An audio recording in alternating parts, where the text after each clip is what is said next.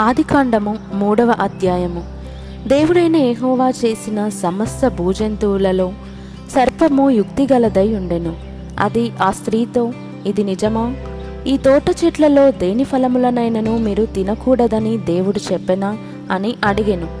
అందుకు స్త్రీ, ఈ తోట చెట్ల ఫలములను మేము తినవచ్చును. అయితే తోట మధ్యనున్న చెట్టు ఫలములను గూర్చి దేవుడు మీరు చావకుండునట్లు వాటిని తినకూడదనియు వాటిని ముట్టకూడదనియు చెప్పెనని సర్పముతో అనెను.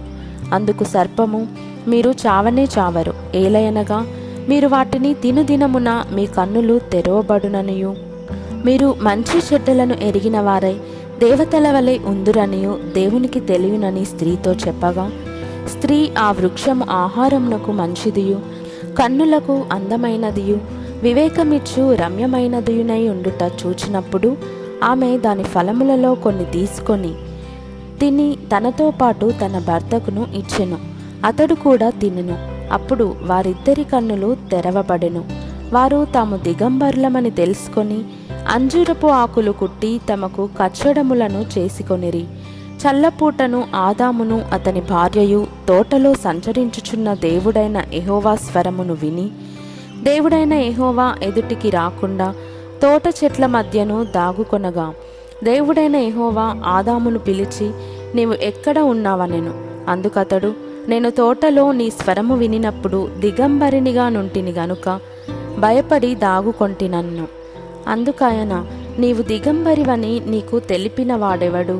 నీవు తినకూడదని నేను నీకు ఆజ్ఞాపించిన వృక్షఫలములు తింటివా అని అడిగెను. అందుకు ఆదాము, నాతో నుండుటకు నీవు నాకిచ్చిన ఈ స్త్రీయే ఆ వృక్షఫలములు కొన్ని నాకియ్యగా నేను తింటిననెను. అప్పుడు దేవుడైన యెహోవా స్త్రీతో, నీవు చేసినది ఏమిటని అడుగగా, స్త్రీ, సర్పము నన్ను మోసపుచ్చినందున తింటిననెను. అందుకు దేవుడైన యెహోవా సర్పముతో, నీవు దీని చేసినందున పశువులన్నిటిలోనూ భూజంతువులన్నిటిలోనూ నీవు శపింపబడిన దానవై నీ కడుపుతో ప్రాకుచు నీవు బ్రతుకు దినములన్నీయు మన్ను తిందువు. మరియు నీకును స్త్రీకిని నీ సంతానమునకును ఆమె సంతానమునకును వైరము కలుగజేసేదను. అది నిన్ను తల మీద కొట్టును, నీవు దానిని మడిమి మీద కొట్టుదువని చెప్పెను. ఆయన స్త్రీతో, నీ ప్రయాసమును నీ గర్భవేదనను నేను మిక్కిలి హెచ్చించెదను. వేదనతో పిల్లలను కందువు. నీ భర్త ఎడల నీకు వాంఛ కలుగును, అతడు నిన్ను ఏలునని చెప్పెను.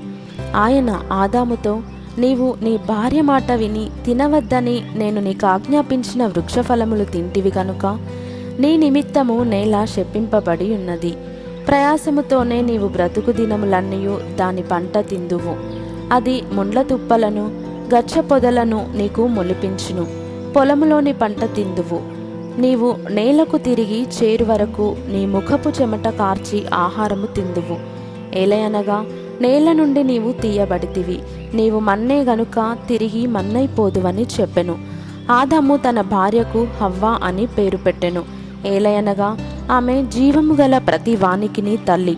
దేవుడైన యెహోవా ఆదామునకును అతని భార్యకును చర్మపు చొక్కాయిలను చేయించి వారికి తొడిగించెను. అప్పుడు దేవుడైన యెహోవా, ఇదిగో, మంచి చెడ్డలను ఎరుగునట్లు ఆదాము మనలో ఒకని వంటి వాడాయను. కాబట్టి అతడు ఒకవేళ తన చెయ్యి చాచి జీవవృక్ష ఫలమును కూడా తీసుకొని తిని నిరంతరము జీవించునేమో అని దేవుడైన యెహోవా అతడు ఏ నేల నుండి తీయబడెనో దాన్ని సేద్యపరచుటకు ఏదెను తోటలో నుండి అతని పంపివేసెను. అప్పుడు ఆయన ఆదామును వెళ్ళగొట్టి ఏదెను తోటకు తూర్పు దిక్కున కెరూబులను జీవవృక్షమునకు పోవు మార్గమును కాచుటకు ఇటు అటు తిరుగుచున్న ఖడ్గజ్వాలను నిలవబెట్టెను.